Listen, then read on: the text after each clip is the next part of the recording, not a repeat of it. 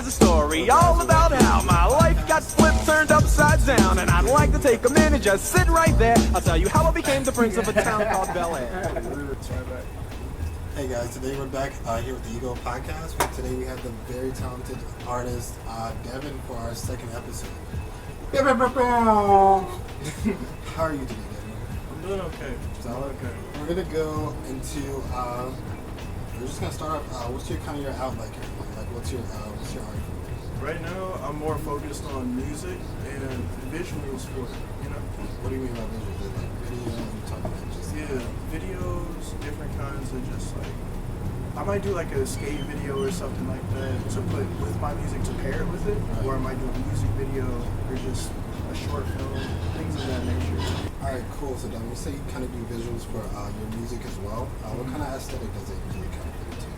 Usually, I like to do more of a vintage aesthetic, more of like an older school approach to it. Like, I like how the 90s videos look like back in the day. You turn on MTV or you turn on like ViewsByMarus or something. Like MTV rap stuff like yeah, that. Yeah. You like see all those people up there. It's like, I want to like relive that, bring that back. Are you into like the Y2K photos or like the fisheye, very top stuff like that? I love stuff like that because I like to skate. So usually when we film skateboarding, we'll have like a fisheye on that stuff. True. Yeah. Cool. Let's go back a little bit. Like when you were, let's say when you were in high school, middle school, like coming out of there, and you kind of getting to know yourself, you getting out the house, or your parents getting into like your own space. Was this something that you kind of wanted to go into in high school, or did you kind of like find it like once you kind of got out of high school and got on your own? Since high school, maybe like junior year, and that's when I realized like this is what I want to do. Like music, I realized that's what I wanted my life to be. I was just like so enthralled with what my friends were showing me at that time. Yeah. And I was like, I have to do this. Like this is cool. So I was talking to our first episode, we were talking to Queenie, and she said she kind of came from, she does music as well, comes from like a music background as well. Does that come from you as well? Or it's like, because she said she grew up in the church, all her family did music, or was something kind of fit up there? Well, growing up, I did hear lots of music that like my dad was playing around me, or like my mom, because like they had some really good music tastes. But growing up, they acted like they like weren't really into it. But then when I got older, then I found out like, oh, they were in it too. Like they used to be artists and stuff. Oh yeah, until you got older. Yeah. Did they do like kind of some music, or was it like something different? I never got to hear any of like their tapes or anything like that. But I know they're fired because like whenever like there was like freestyle when I was growing up. Just like kicking and singing. Really? Yeah. They were like really good, so that's fine. I figured it was good. Cool. Let's go like right out of high school. What was your next step to kind of for kind of getting into your music space? Was like the people you put around, or kind of like a more recluse? You kind of did it for yourself, and just kind of try to go from there. I wanted to like go straight to it, but like unfortunately I wasn't like the best, so I was kind of reclusive. I tried to put myself around people who were doing the same thing, but that didn't like really happen until I kind of like got a little cosign, you know what I mean? Like there's this one dude who I used to watch, he was a skater, and he had a lot of followers, and he liked one of my songs that I put out, and like a bunch of people seen it, and like, hey, this is tight, so a lot of people started reaching out to me to like do stuff and work. So that's when I started to kind of find like a community, and like more people were coming to me as opposed to like, okay.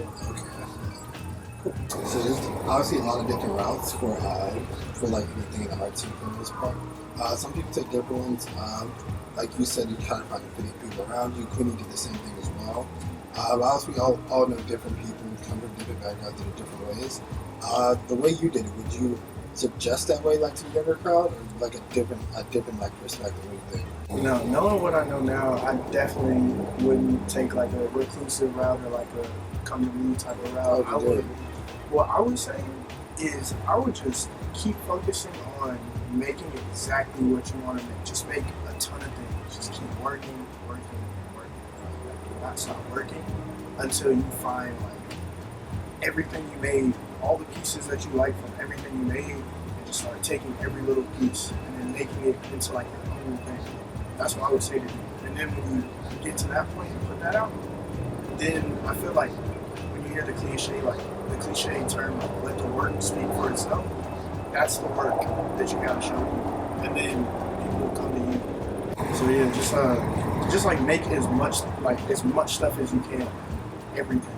And just pick and choose from like the pieces that you see like everyone's gravitating towards, the stuff that you really like too, and just like meld into what your thing is, whether it's like music, art, clothes, whatever it is.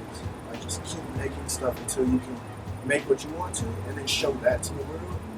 And then people will be like, okay, this is something I can get on board with.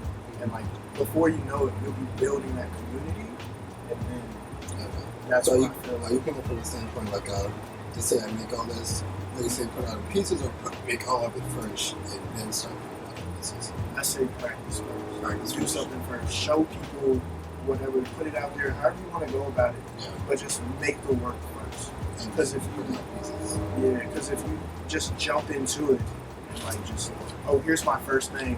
Let's say like even if it is super good, the next thing you make might not be that good, or it might not be like what you want to keep making. You know what I mean? No, I feel that. Like, yeah. I think I came from the opposite side, which I love your side perspective. I came from the opposite side just because of where my head was, to where I put stuff out like I'll jump the gun, and I'll go back. I recently just redid my Instagram, but I went all the way back to my first post, trash. But the scroll back up was amazing because I kind of saw the progress from where I was. Yeah. The first picture was really an out of focus picture of my sister in Crowder's mom, with her smiling and me focused on a tree 40 feet behind her. I'm dead. And I clicked it all the way. I scrolled back to the top, and I had like a little link for the mural I did that people trust me enough to do. I can see both sides like working for sure. If you, because some people are like, I need this perfect. Yeah.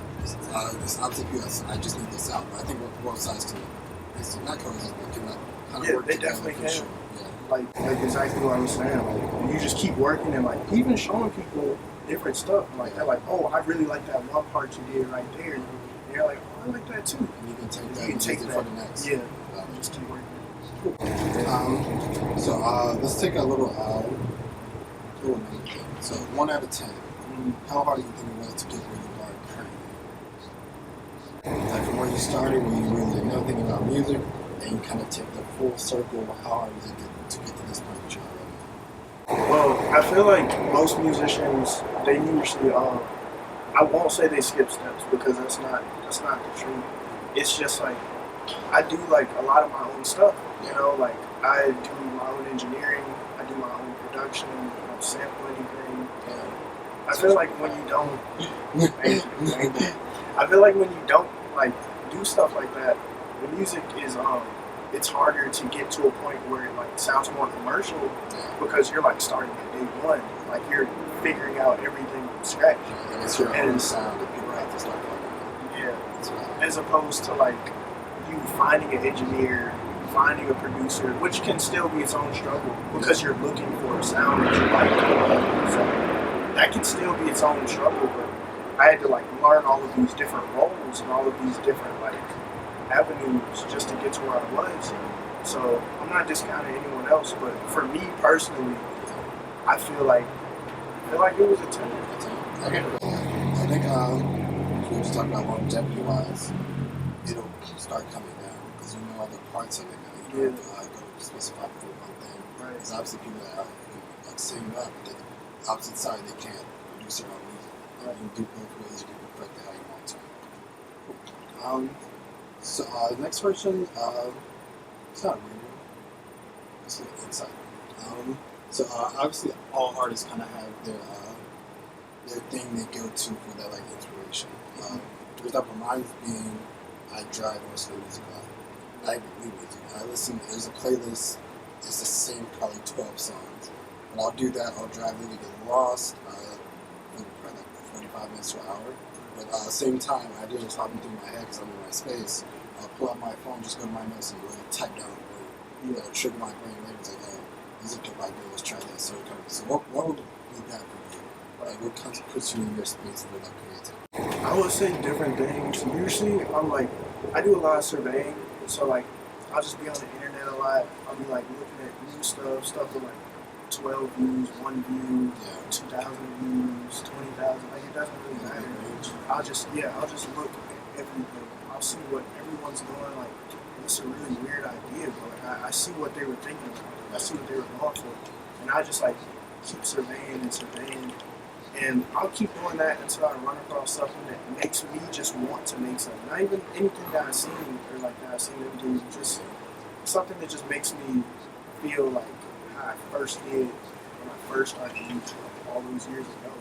You know, even if it's something that like more mainstream artists put out, like, oh, this is crazy. Like they were underrated, you know. So I feel like cool. All right, so kind of going into that, Devin, would you say you're kind of following the same plan that you had like going to high school, or is it kind of being like adjusted for like a new experience, meeting new people, stuff like that? You know, I think the plan didn't change, but what I do see is everything around me has changed. You know, like I feel like for the most part, people have changed around me. Like who I keep around me, I feel like it's just allowing me to like see the world. Has it been like a weeding out process? Like you kind of noticing who's like 10 toes down?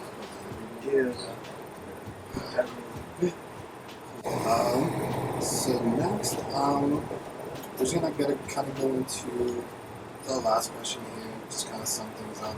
What would you kind of tell this next like group of artists for the most part? What would be like your biggest advice for them if they're like kind of like the same field of just trying to improve on art scene for the most part? Every time I watch an interview and someone asks that question and they say, "Don't stop." And I hate that advice so much. I hate it so much. I truly do. The other variation of it is just as bad. I just say lock in. It's simple, straight to the point. Right. What you gotta do. And I realize that's because no one has an actual answer. No one knows what to tell you. I think the thing is no one wants to tell you. And that's what this whole thing is about. Is you can't. So I heard a quote. I'm trying to think of what it was. Don't be. I actually do have some solid advice. No, go ahead. I'll think about it. I forgot what it was. My advice is look for people who have the same exact mindset. Like whoever can do what you do, but something else on like a similar level to you, look for that person. Find that person. Find that person. Never mind. If you can't find that person, find a way to like bolster that. Like there's so many different apps and like websites and stuff where like you can find different people to do different things for you. There's so many, like you got like Fiverr out there. You got like Space. You got all these different crazy apps where like you can kind of tap in and just like find the things that you're looking for. So you're trying without saying find resources essentially? Find resources. And also, if you can't get resources, find a person who has resources. And that sounds stupid, but like at the same time, if you can find someone who believes in you a lot and they like want to help you, they want to see you go far, tap in with whatever you got, use it. No, I feel like Everything. I've already thought of it before. It's a loose translation, but the guy basically said most people want to build or go upward before they go sideways. Meaning the people with you, like on the same level, build them up with you, and you can kind of double your next step because you have people with you. And also one more thing, like about finding people. If you're looking for like to try and get your stuff out there, if you like really want to find it, look for marketing, promo people, agencies, or someone who works there, a friend who's just like really good at grabbing attention, and just even look for different things, different websites, different companies, see what they can do for you, and just really try to find someone to help push you. If you don't got the money and you want to go far, you know you have something good, the only thing you can really do is just have people believe in you. And if the music or the art or the clothes or whatever is like good enough to have people be like, whoa, this needs to be seen, find that person. Cool. So Devin, really like you having coming on the show today from an episode. I'm gonna drop a little snippet right now. I'll live on my bench, baby. You can come over anytime. And even if I did, I'd finesse you in the night. ain't no shame in my game, baby. It's about how you handle things. Devin. So Devin, could you come and this is your main right over my shoulder? Just kind of give all your handles, where they can find you, stuff like that. So you can find me as Kunaichrome on everything, Kunaichrome, I know my handles. on Instagram, Twitter, wherever you want to find me, Spotify, Apple, you know, everywhere. I'm there. Cool. He went. It's hilarious. Alright, cool. Thank you guys so much for tuning in. It's been the second episode. We're going to start strong with two great artists, both singers, creators, artists. Yeah, we'll see you guys next week. How we doing?